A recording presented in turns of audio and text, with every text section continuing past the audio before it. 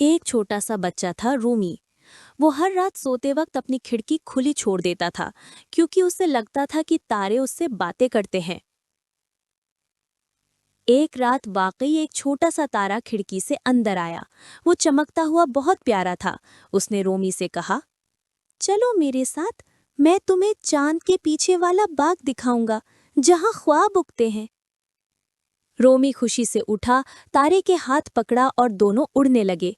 ऊपर आसमान में रंग बरंगी सीढ़ियां थीं, दूधिया बादल झूले बने हुए थे। चांद हंस रहा था। वहां छोटे छोटे परियों ने रोमी को फूलों की टोपी पहनाई और सितारों का हार। फिर तारे ने कहा, अब वापस चलो, सुबह होने वाली है। रोमी ने पूछा, मैं दोबारा आ सकता हूँ? तारे ने मुस्कुराकर कहा, जब तुम अच्छे बच्चों की तरह सो जाओगे और अच्छे ख्वाब देखोगे, मैं तुम्हें लेने जरूर आऊंगा। रोमी वापस बिस्तर पर आया, आंखें बंद की और सबसे प्यारा ख्वाब देखा।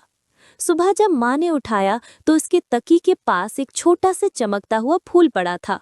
रोमी ने मुस्कुराकर माँ से कहा, माँ, तारे सच में दोस्त होते हैं।